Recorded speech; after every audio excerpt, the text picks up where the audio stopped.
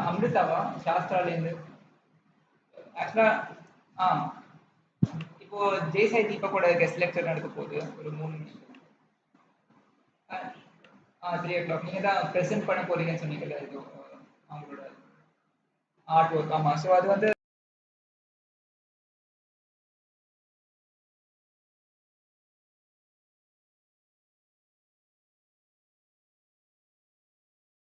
Three ஓ clock join பண்ண போகுது. Okay fine, 3 o'clock join பண்ண போகுது. நான் அனுப்புறேன் link. Okay fine.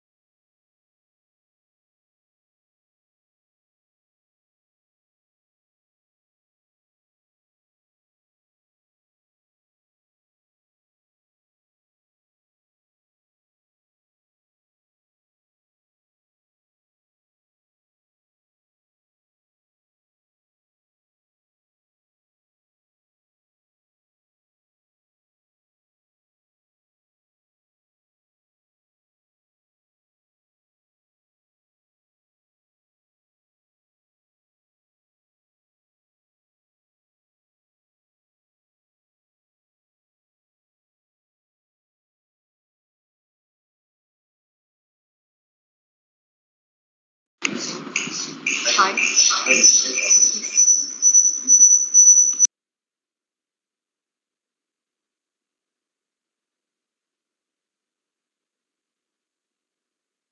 Hello. Hello.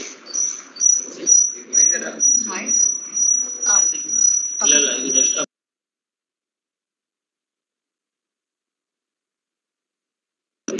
Hello. Check.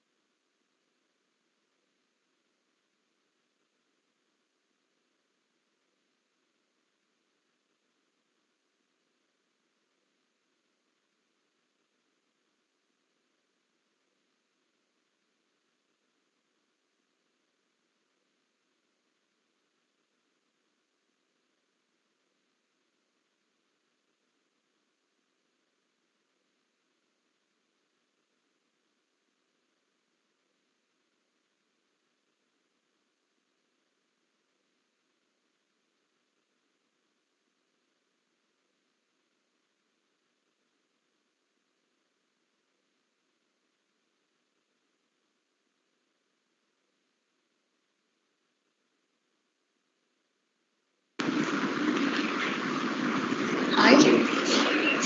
Hey, video. Hi. Video. Hello.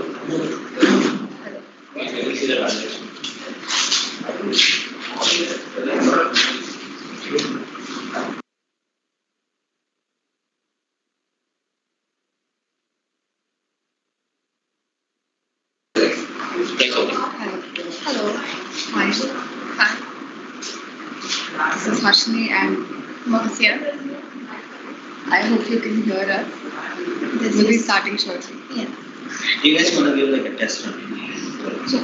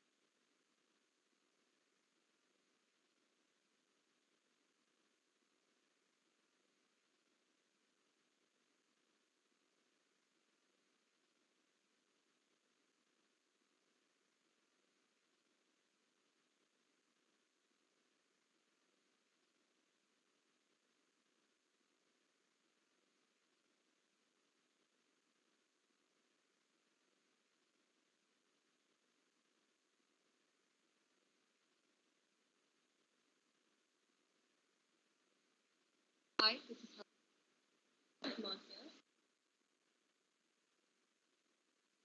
Hi. This is Harshini. And this is Mahasya.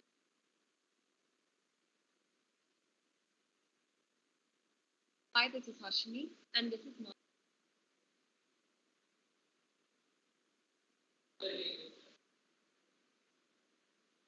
இல்ல fan switch off பண்ணுமா?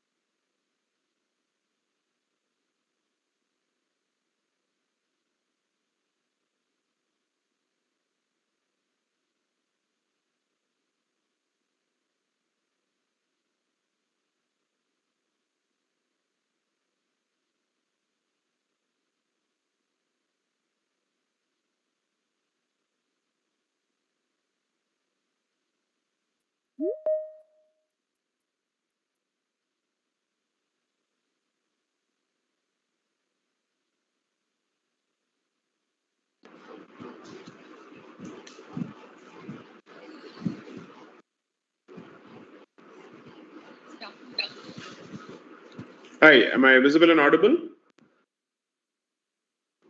I don't think you are.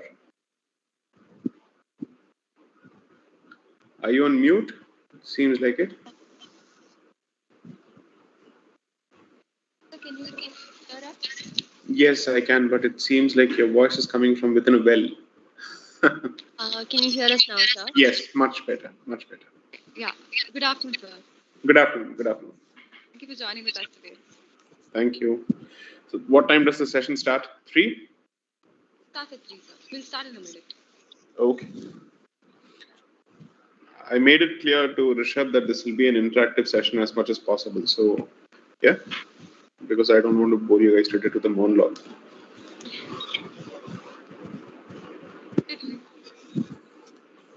Sorry? Oh, we hope you're doing well, sir. How are you on this fine day? I'm good. It just so happens that I would have loved to come to your campus today, but for the fact that I don't think it's easy to travel to your campus all the way from Delhi, and I have practice commitments tomorrow. If there was a direct flight, I'd have still made it, even if it was 2.5 for 3 hours long. But looks like there's none. But thank you for taking your time. No problem. Let's hope that sometime I come in the future because I hope to deliver a lecture at Sastra, so I'll try and combine it with NIT as well. Yes, I really hope you come here. So this year, please, after like 3-4 years, we've actually started having guests offline and have a proper offline Pragyan'. Okay. Great. What are your names, please? I'm Harshini and I'm Marcia. Okay. Okay.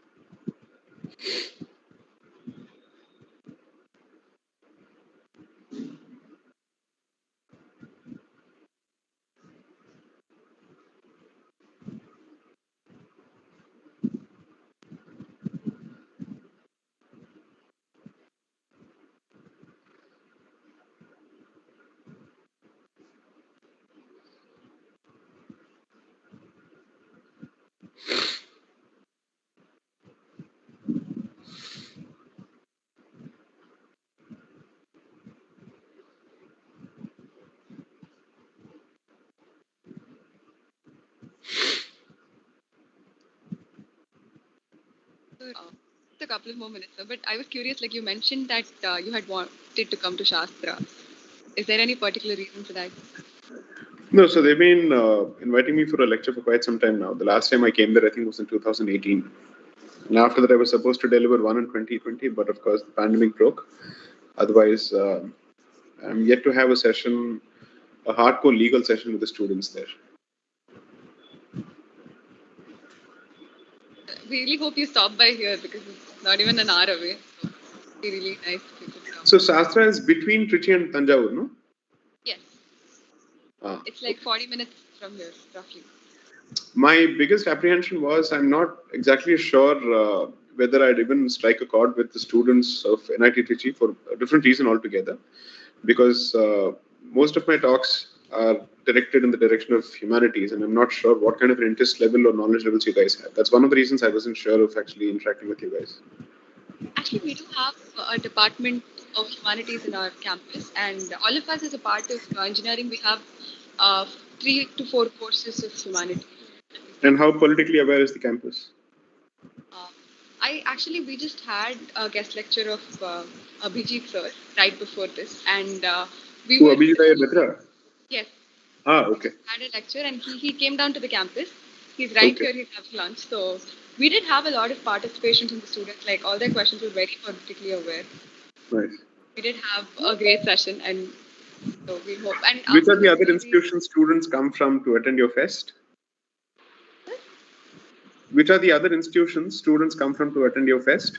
a lot of the neighboring institutions. So one from Salem, Trichy, all the neighboring cities, and also people come from Chennai, like people from DIT and SRM, people from there. Okay. So if you find we could start the session because we have Yeah, I'm a ready, list of please. questions. We Yeah. took pre-handed and we have all of it If ready. someone wants to ask an impromptu question, sir, I don't have a problem. I don't insist on a scripted show. Don't worry. Sorry, sir?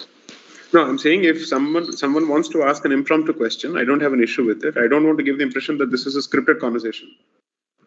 Yeah, but we before the session we did roll out a form and we had taken down all the questions from them. So Okay. we have the questions. If anybody wants, they can put it in the chat box. We're streaming it live on YouTube. Sure. So who's going to be asking me the questions? You will be? We will. We have taken down the questions. So we'll be asking. Yes, please.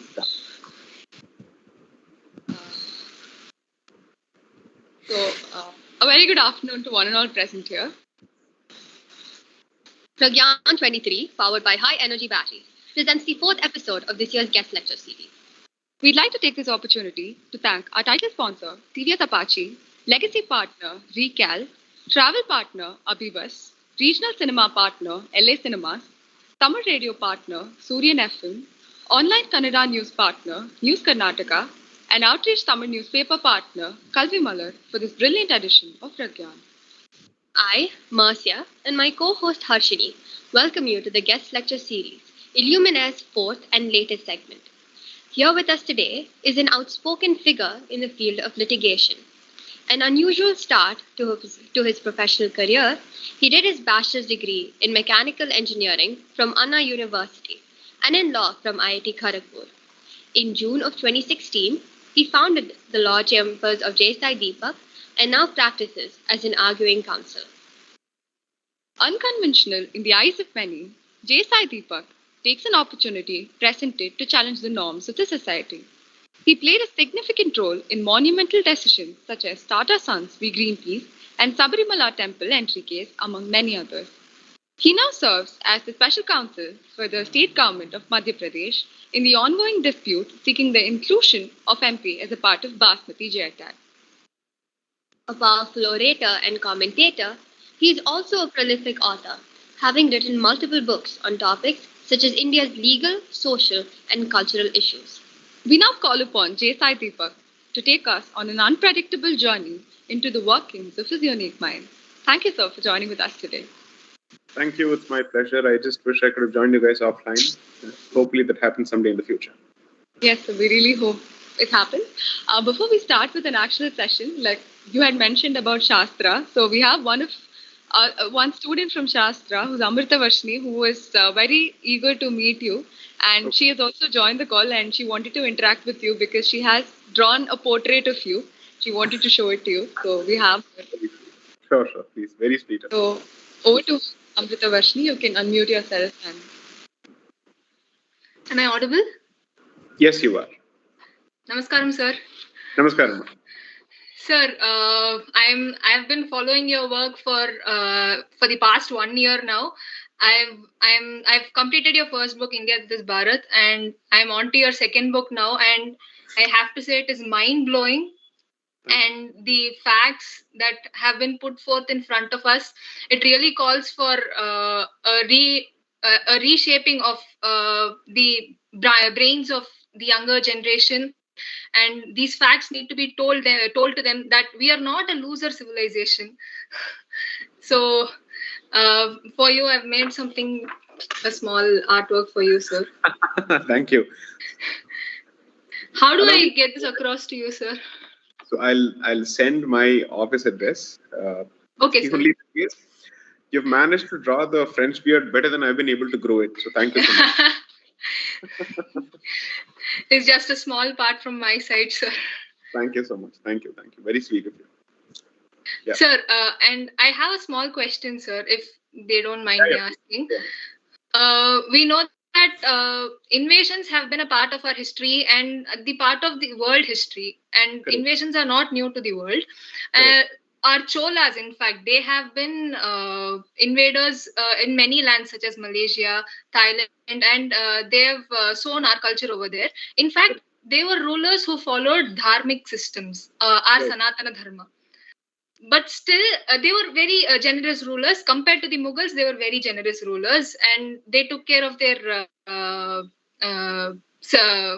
kingdom very well. But still, they were there for a long time. Given the fact that is a given fact. But even today, Malaysia and Thailand, they have the impact of that culture, the Chola culture. They have that impact reeling in their day-to-day life till today. Right. When they were such generous rulers, and these civilizations were not able to do away with the impact of Chola culture, the Mughal culture that is inscribed into our systems, even the language, Hindi, it has been so Urduized, if I might put it that way. In Despite multiple waves of Islamization, how do we get away from those roots, sir? Because Malaysia has not been able to do away with the Chola Tamil influence or whatever. Right. How do we do away with this, sir?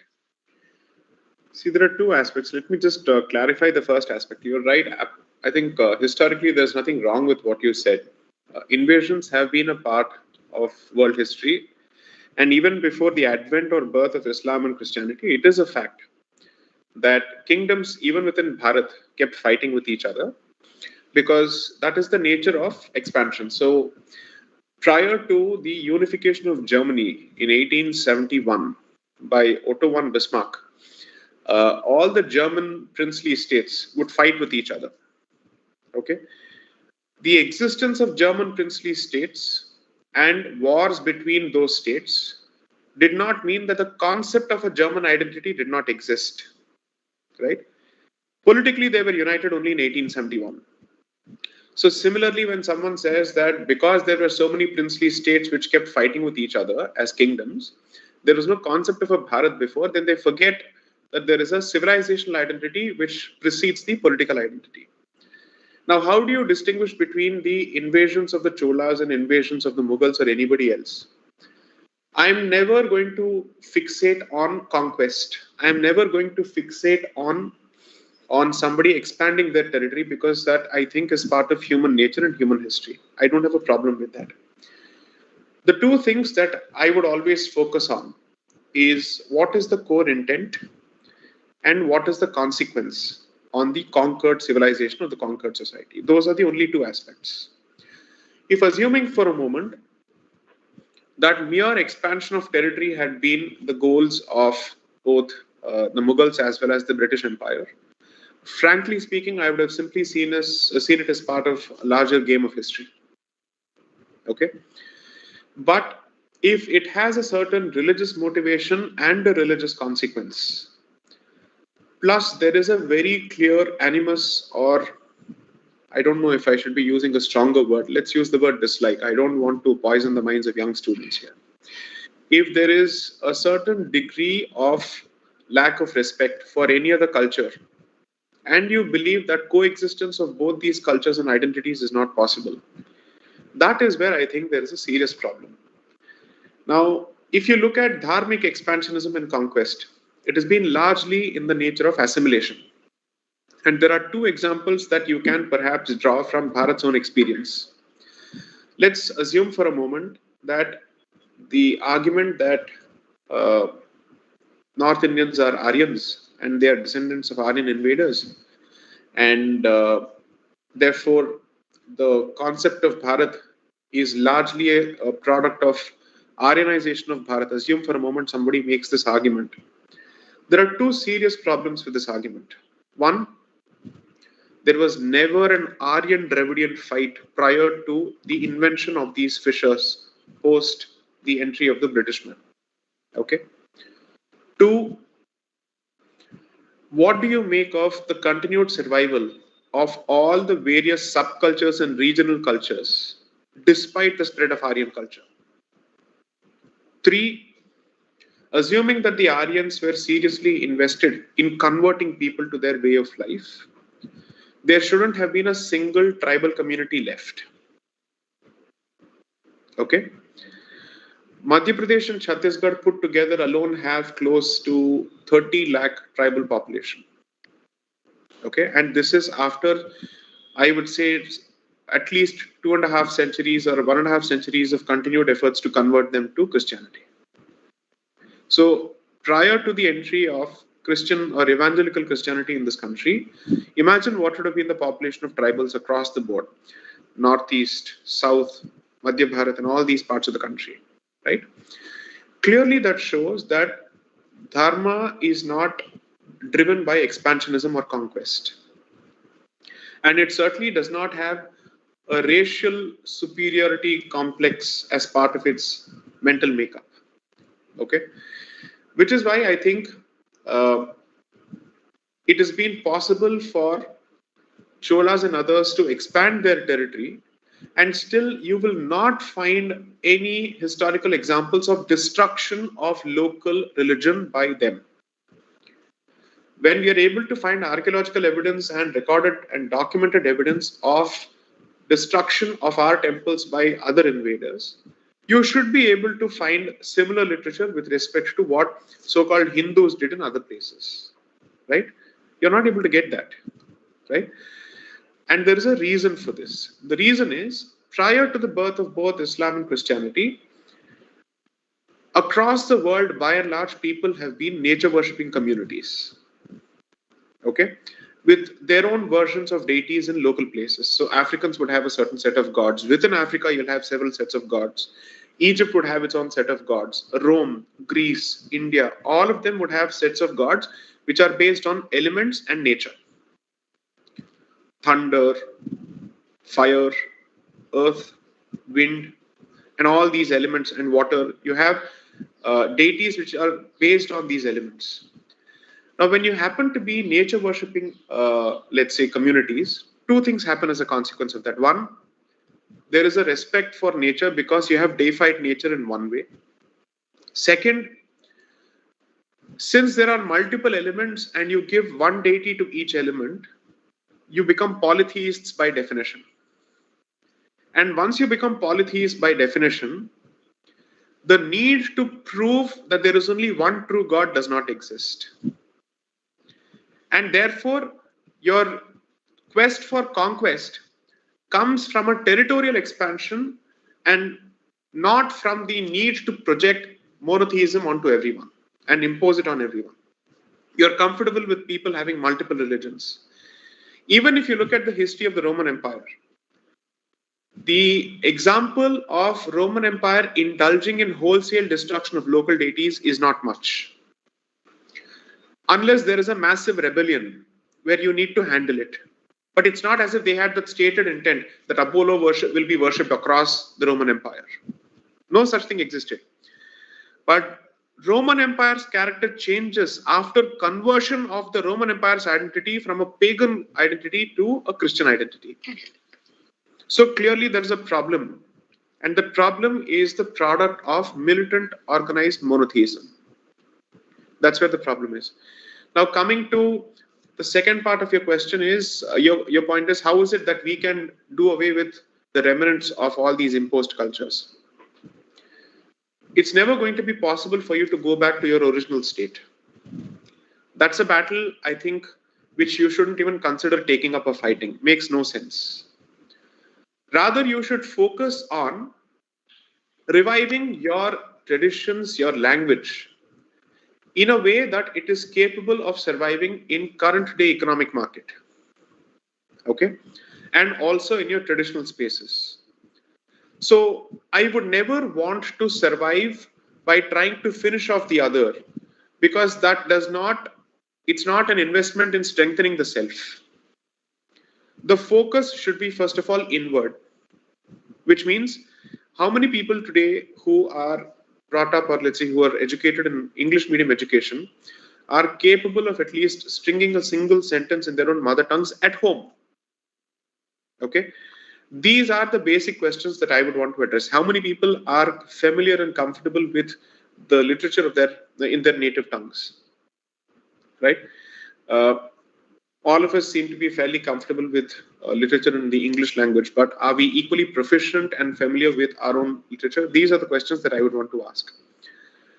Then comes the second aspect of the equation, which is that there is one ruthless element of nature that unless and until an idea has the ability to survive on its own, you cannot keep protecting it beyond a point. Your job is to try and give it avenues of protection and survival.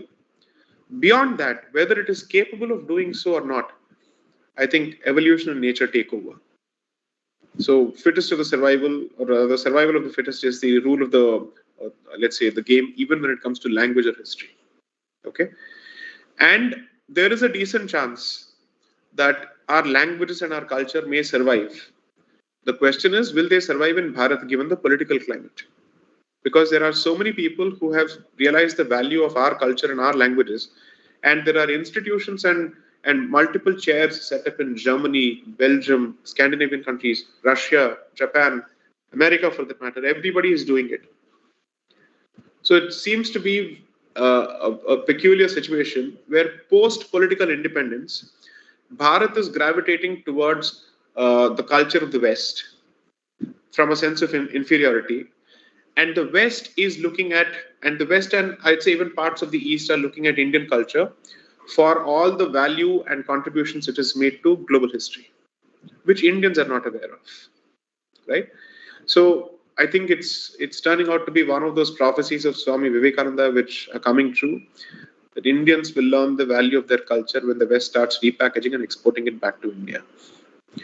So in a very crude sense, the British man came here, destroyed all our weavers and handloom makers, took our cotton, packaged it in the form of finished goods and sold it back to us. And we are going through a similar experience except in the cultural sphere and the religious sphere. I remember this prior to the current government making efforts to internationalize yoga through the International Yoga Day. A lot of people, especially in the age group of 20 to 35 or 40, would dismiss and rubbish yoga as something that's meant for uncles and aunties. That was the pejorative language that was used. Now that the rest of the world seems to be gravitating towards yoga, and you see practitioners performing yogasanas on 21st of June on the day of the equinox, right next to Stonehenge, facing the sun, our geniuses are suddenly wondering, oh, what happened? Okay, so I think it's a cycle. With time, as India's ability to command respect, both politically, economically, and militarily increases, with that, our ability to look inward and respect our culture will also increase, because culture and economics go hand in hand. That's how it works.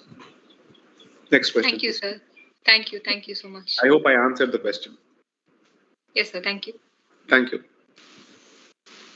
Thank you, sir, for that really profound answer to such a thought-provoking question. On that note, I wanted to know, what changes do you think should be made to the constitution, or rather to the laws that govern Indian society, in order to reflect the needs and wants of a new India for at least the next 25 to 30 years? I genuinely don't have a very clear answer to the question, because my own understanding of the Constitution has gone through a sea change ever since I started working on the books. What I thought I knew of the Constitution when I was in law school, and then when I set into practice, has changed over the last 3 years. And with each passing day, I'm realizing even more as to how less I know of the Constitution's history. I hope that by the time I'm done with the third book of this 4-part series, I would have completed my problem analysis, and I'd be in a much better position to give solutions, or at least offer certain suggestions.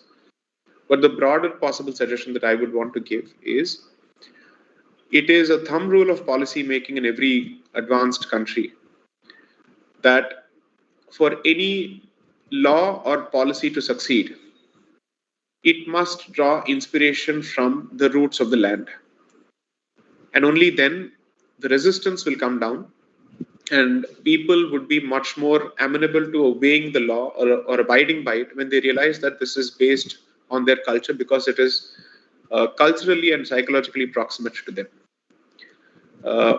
So I think the way of the future, at least over the next 10 to 20 years, would be to both revisit and reinterpret the constitution in a way that it doesn't seem like a bunch of anglicized Indians continuing to talk to their own people in the same manner that the English colonizers spoke to Indians.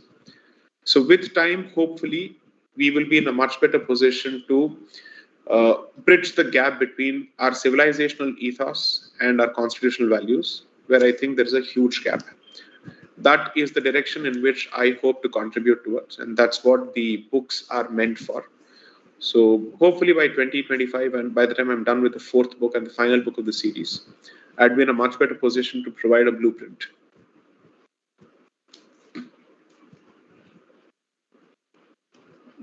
Next. Yes, sir. Thank you so much for the enlightening answer. So our follow-up question is, you've mentioned that you're currently writing the third book of your fourth-part series. So Right. for our users who may not know about your literary works as much as, could you please summarize what you know for the ambition of the series? So the first book, which was released in 2021, was meant to capture the connection between Columbus's expedition and Indian Constitution, as far-fetched as the relationship seems. So therefore, the history of world's colonization by Europe and the Indian Constitution as a product of that colonization. So when we think of our Constitution as an Indian document, you may end up asking yourself on deeper study, what is Indian about this document? Almost nothing.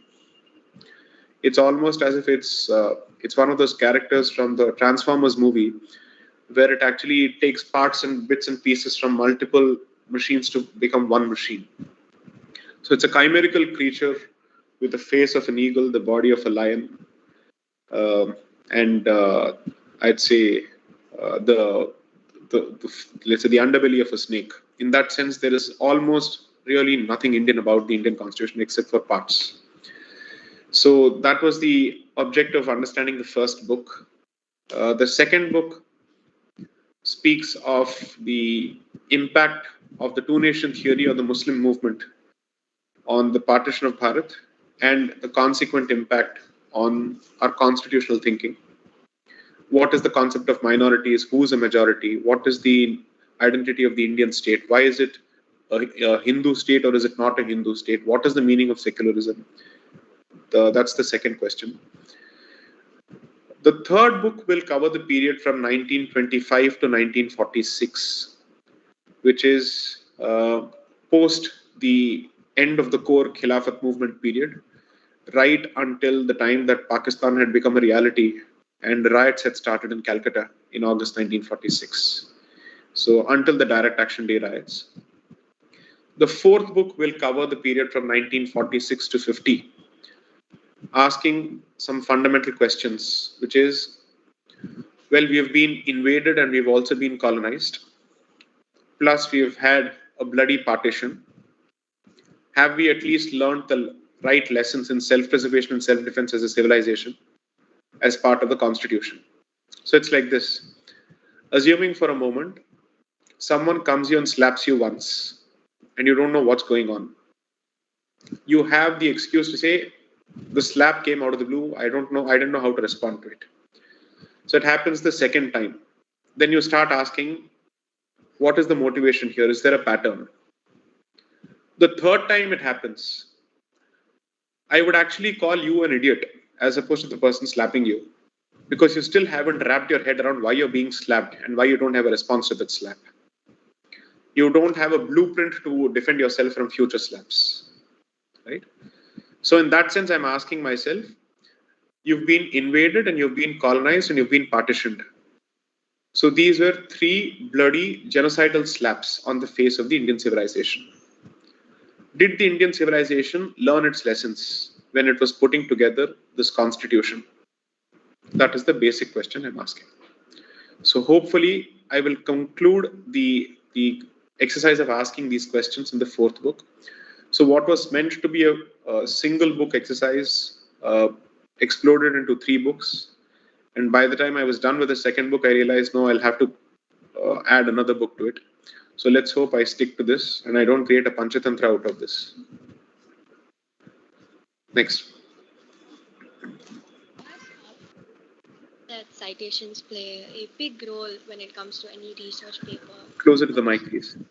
All right. Can you hear me now, sir? Yes. Yes, sir. So as college students, we understand the importance that citations play in any research paper projects we have to present as such in our course, in our academic courses. And you've also mentioned in a couple of podcasts and videos that citations by research scholars and very historical eminent figures, like they form a big part of any statements you've made or written so far, as well as in your books. So in that case, what is your opinion on like the small changes that have accumulated over the years on the facts that have been preserved and carried forward in society? And do you think that the facts that we see as of today, they're like mutated in some sense? No, I don't think you're even getting mutated facts. What you're getting are fabricated facts, manufactured facts and concocted facts. When I look at the history of the so-called independence movement of India, I'm not able to call it an independence movement. I'm finding it very difficult to use the word freedom movement. I see this as a collaboration between the British and Indian leaders. And there were freedom fighters, but they were in the minority. Those who did not want to be under the British crown in any way were outnumbered heavily by those people who wanted to collaborate with the British.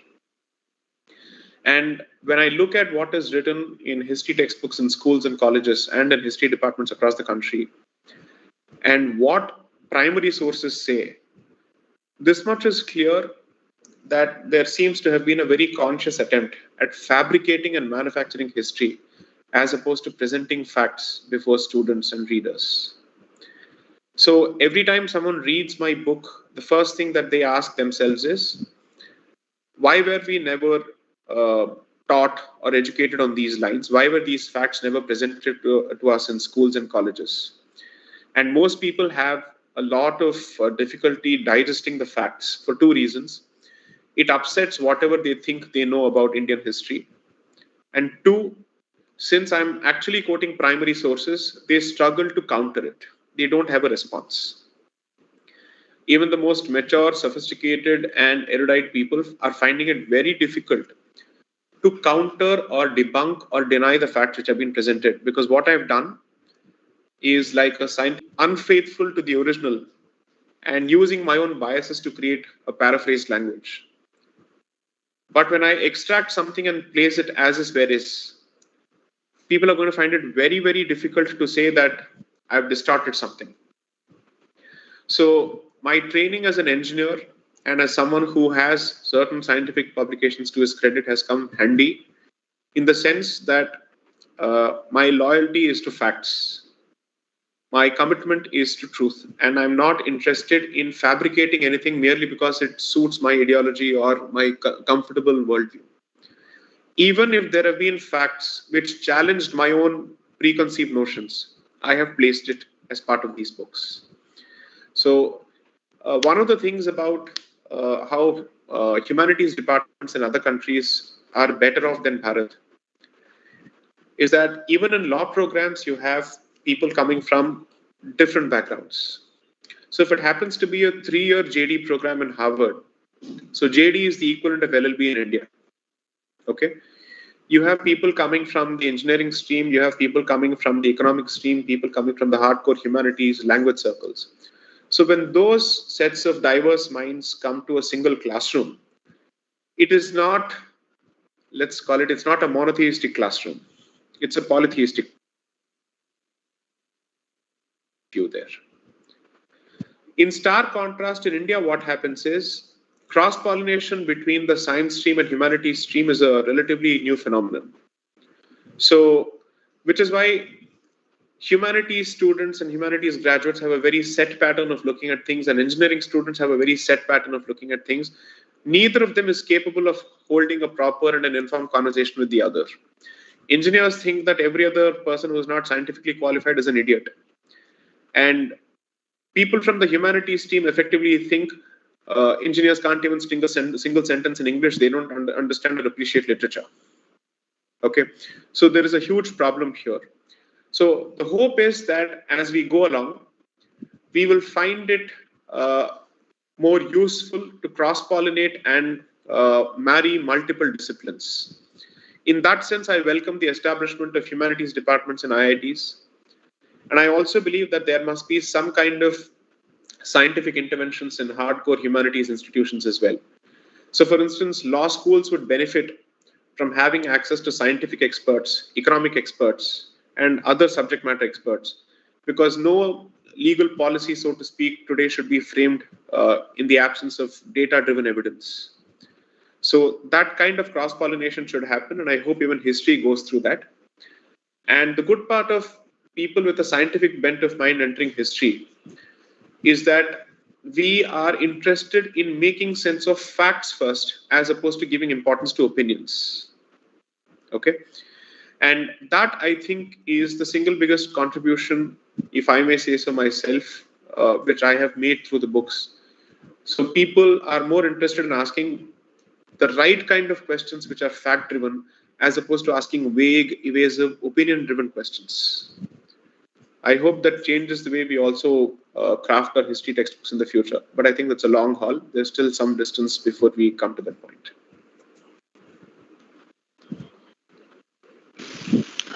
Thank you so much for such honest views on the question. So we have been flooded with a lot of questions in the chat box, in the comment section. So we would pick out some of it. And Sai Ganesh asks, and I quote, today, top Asian countries by economy like Russia and China are all self-sufficient without the most common used language, which is English, and all the other Western ideas. So how far is India from this dream? I'm not sure the comparison with China is right, because China is a huge country, sure, but in terms of linguistic diversity, it doesn't come anywhere close to Bharat. Perhaps Russia has more diversity than China, but I'm not really sure it still comes close to Bharat in any way in terms of having several developed, advanced subcultures.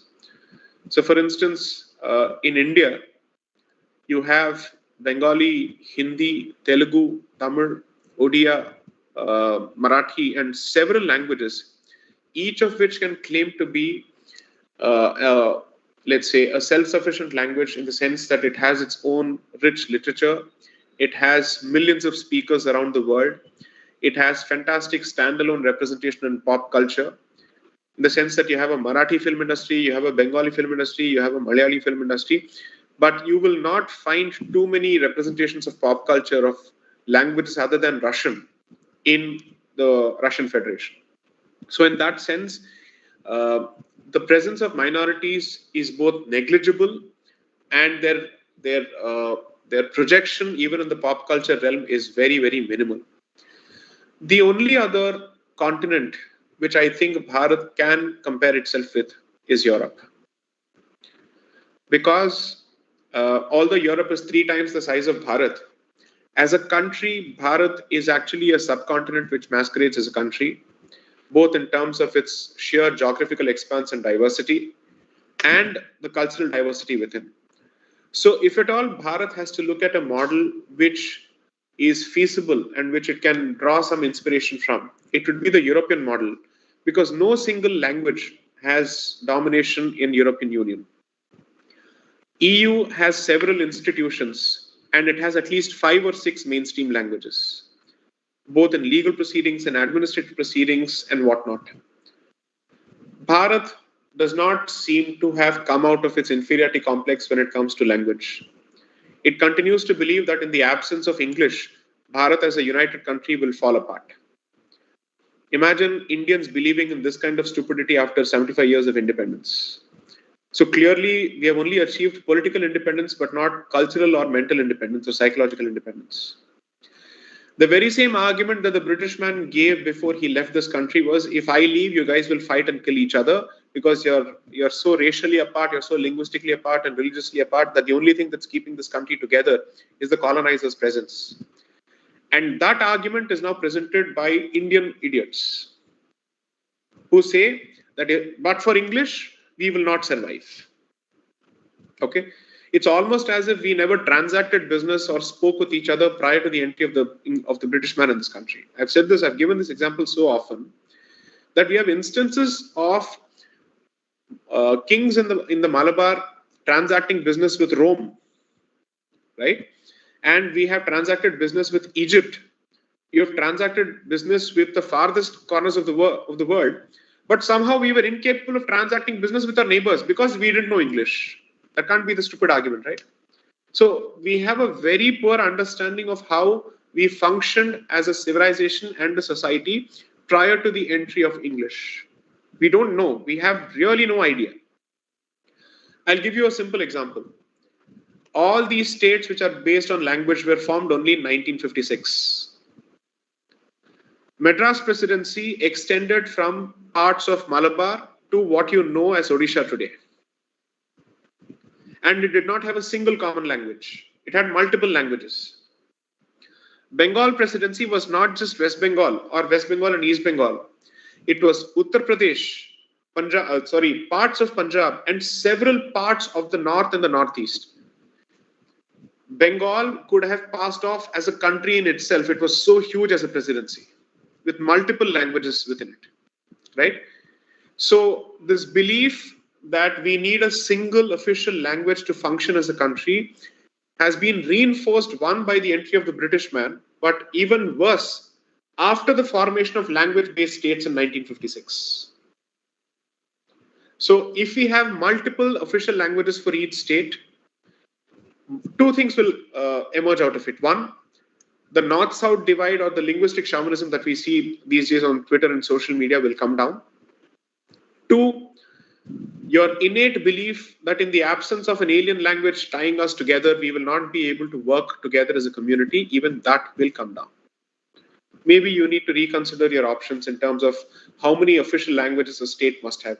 I would say each state must have at least 2 official languages, 1 permanent and 1 revolving, so that minority languages within each state can get an opportunity to be used as official language. So for instance, if it happens to be, let's say, Karnataka, obviously Kannada will be the permanent official language.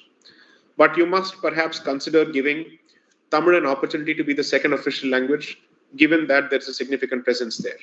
Similarly, Telugu must perhaps be the second official language of Tamil Nadu because there's a huge Telugu population there.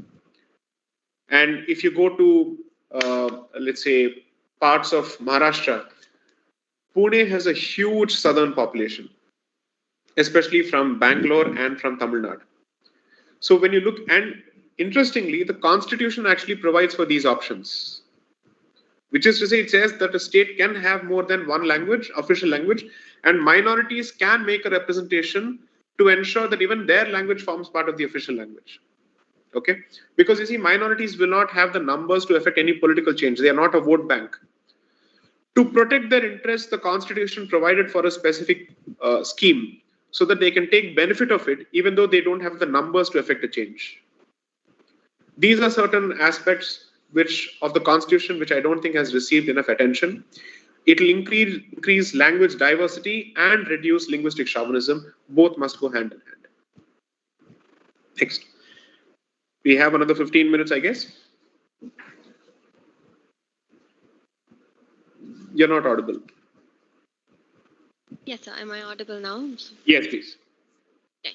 So Soikat from Bangladesh has a question for you. He says that since we share a similar ideological space, I've been following you. I have read your books and watched your interviews. My question to you is regarding the machinery in Bangladesh that has petrodollars and is erasing our history, pride, and identity. What suggestions do you have for someone who is concerned about their culture but can do nothing about it? What can they do in such a situation? I've taken this position publicly that Bharat has a civilizational responsibility to preserve both Hindu culture and Indian ethos in its neighborhood, which includes in states like, I'd say rogue states like Pakistan and Bangladesh, which have committed multiple waves of genocides against non-Muslim minorities. The population of Hindus in Bangladesh, I think, was at one point close to 20%. It's come down to 8%. Okay, and it's for multiple reasons. One of the single biggest drops in their population happened around the formation of Bangladesh, when Pakistan finished close to, I'd say, 3 million people, out of which the majority of them were Hindu intellectuals and the Hindu population. That led to a massive exodus of Bengali Hindus from Bangladesh to other parts of the world as well as to Bharat. After that, the population that survived in Bangladesh has seen regular waves of rapes, bloggers being killed, places of worship being destroyed. Effectively, the Hindu population in Bangladesh is used as a hostage population. And given that they don't have the ability to do this entirely on their own, I would say that they are doing a fantastic job of fighting back.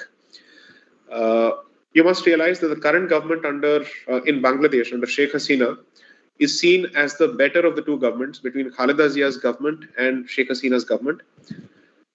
But even the treatment of Hindus under Sheikh Hasina's government has been terrible. And especially over the last few years, multiple places of worship of Hindus have been destroyed. Their populations are being threatened and intimidated. In such a situation, Bharat, which seems to have aspirations of becoming a superpower, can never achieve those aspirations if it cannot even be a regional power where it can influence decisions of Bangladesh. You must realize one thing. Bangladesh is going to be one of the worst affected countries because of climate change, because of rising sea levels, and it is a low-lying country. Okay, so Bangladesh depends extensively on Bharat for its future survival and long-term survival. It may have petrodollars today. It may have a certain sense of arrogance because of the support it's getting from the Muslim world and the Arab world. But the fact of the matter is, Bangladesh is the immediate neighbor of India, and it cannot hope to have a peaceful existence after antagonizing a country like Bharat. And when climate change and rising sea levels actually start posing a serious threat to existence of Bangladesh, even territorially and geographically, it will have no other option but to reach out to Bharat for in terms of helping its populations. Okay, so I think Bharat has enough negotiating chips and cards to leverage its position with Bangladesh to protect the status of non-Muslim minorities in the country. The good part is Bangladesh is not as arrogant and as militant or as, let's say, radicalized as Pakistan. And we still have decent relations with Bangladesh. And I don't think it has come to a point where we are more dependent on Bangladesh for anything than Bangladesh is dependent on us. So people like me have said this fairly enough on social media and public platforms, that Hindus in Bangladesh cannot fight this battle alone. And global Hindus, and in particular Bharatiya Hindus, have a civilizational responsibility to take up their cause, both with the Indian government, so that the Indian government can lean on the Bangladeshi government. That is the way to go. And let's see if people like me can contribute to that at some point in the future.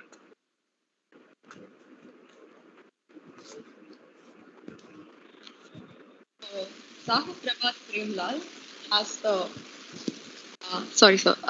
Sahu Prabhat Premlal has the following question. He asks, what's your views on the 2015 NGAC and why is it being failed to implement right now? So I think as an idea, it was fantastic, and as a structure, it was not bad.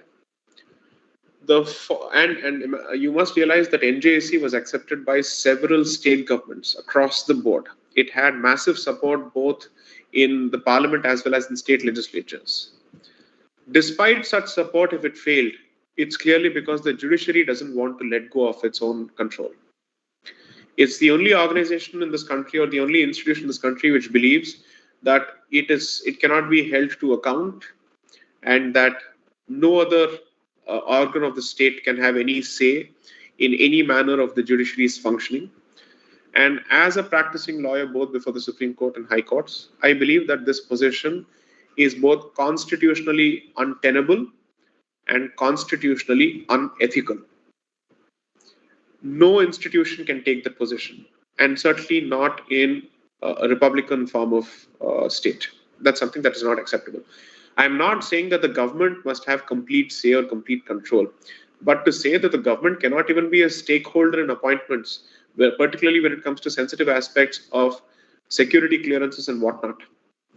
See, there are two aspects when somebody is appointed as a judge. One is integrity, the second is competence, right? The state should have the upper hand when it comes to integrity, because when you're appointing someone to such a sensitive position, it's important to find out what their background is, who are they connected with, are they being planted by someone, are they puppets in the hands of someone, can they be leveraged by someone. When it comes to competence, obviously you expect the judiciary to understand legal competence better than the state. But if the judiciary says that even when it comes to aspects of integrity, the government must keep its mouth shut or should have absolutely no say whatsoever, or that the judiciary must have an upper hand, I think it's being very unfair. And I don't think it is setting a great example by creating its own laws and its own standards, which are completely beyond the scope of the Constitution. Because you can't pontificate to the rest of the country on constitutional values and how we must respect the Constitution, while you continue to flout the Constitution day in and day out through the existence of this structure called the collegiate structure. This conversation, I think, has been going in this direction for quite some time now. I think what is missing in this entire equation so far is that the rest of the society has not spoken up. It's only the government talking to the judiciary or the judiciary talking to the government, but the rest of the society has not expressed itself. And again, it goes back to a central problem, because they're scared of the court wielding the power of contempt. They don't know what kind of a contemptuous action could be initiated against them for even a legitimate opinion, a sane and a balanced opinion. But that's why I think the responsibility is on lawyers to keep the government in check as well as the judiciary in check when it comes to arrogation of powers. That's the responsibility that aware and enlightened lawyers have. So I hope more and more people speak. It's fashionable to speak out against the government when people say it's a voice of dissent. But when the judiciary oversteps its limits, I don't see too many lawyers speaking up, because obviously they believe that obviously careers are affected because of that. And apart from the fact that they believe that if you speak out against the judiciary, you're speaking out against the Constitution. No, criticism of the judiciary is not unconstitutional at all. You can never level a certain criticism which is not substantiated. So if you make a personal allegation against a particular judge without any basis, that is wrong. 100% that's wrong. But as an institution, if you say that, sorry, this is not the way you were designed to function, and you have created a law unto yourself and you have become a law unto yourself, then that is valid criticism within the realm of the constitutional legality.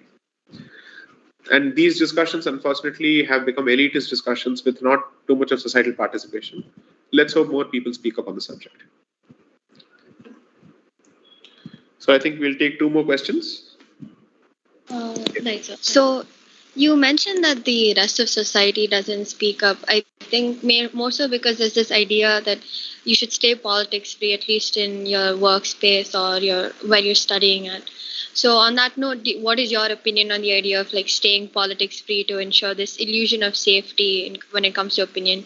Do you think that there should be a restriction of free speech in universities to ensure that campuses stay politics free?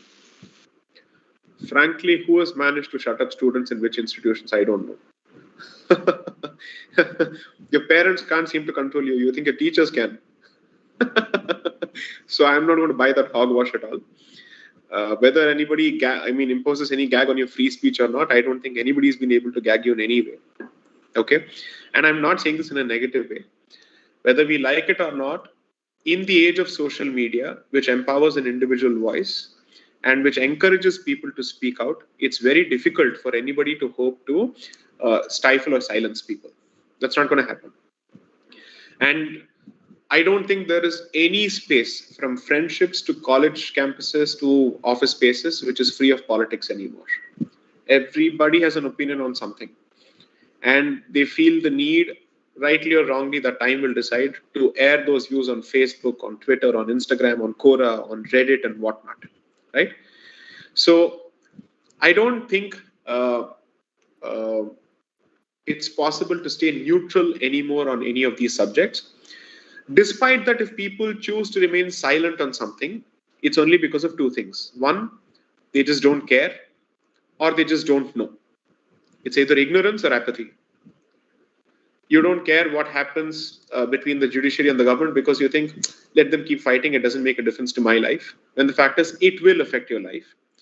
And two is ignorance, where you just don't know what should be the position, how do you arrive at the right conclusion, and where do you consume information from. So I don't think it's possible to keep out political ideas from any space. The question is whether we hold our opinions with some kind of information, with some kind of basis, or are we consuming information from this global university called the WhatsApp University?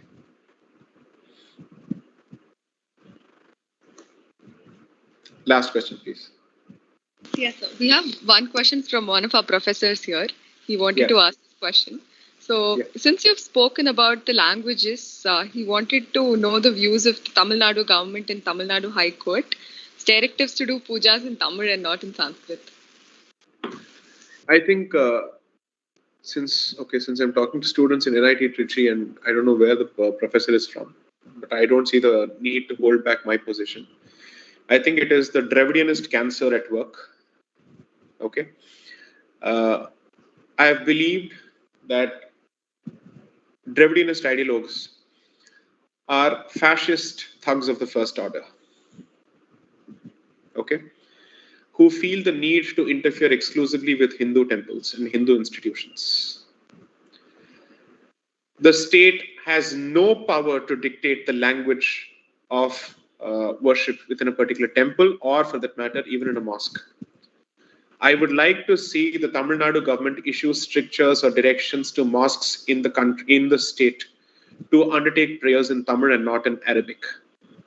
Let them do that. Let them say that the call for the azan shall be made only in Tamil. I'd like to see how that works out. Okay.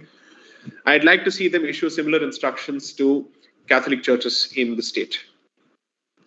Because Catholicism falls back more on Latin than Protestant churches. Okay.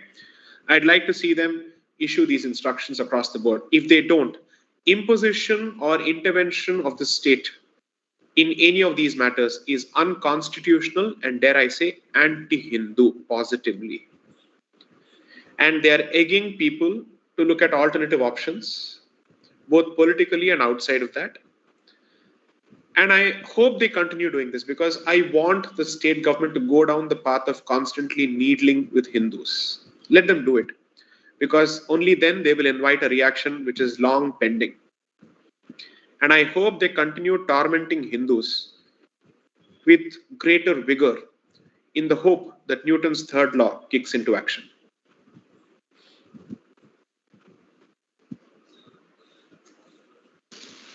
Thank you very much, sir. So we would like to end with this. Thank you so much. I think this unfortunately brings us to the end of our time with you. So thank you, sir, for this truly stimulating and remarkable conversation we've had with you so far. We are grateful for your time and wish you the best for your exceptional future. Thank you so very much. All the very best, and I hope we catch up in person someday. Thank you so much, sir. So that was Sai Deepak, everyone. Thank you so much for your active participation and all your questions in the chat box. We're sorry that we were not able to answer all the questions, but we hope you will be able to connect in the future. So thank you all for joining with us in this episode of Illuminaire, and stay tuned for more updates from Pragyan. Thank you, sir. Thank you very much. Namaste and vanakkam. Thank you. Vanakkam, sir. Thank you.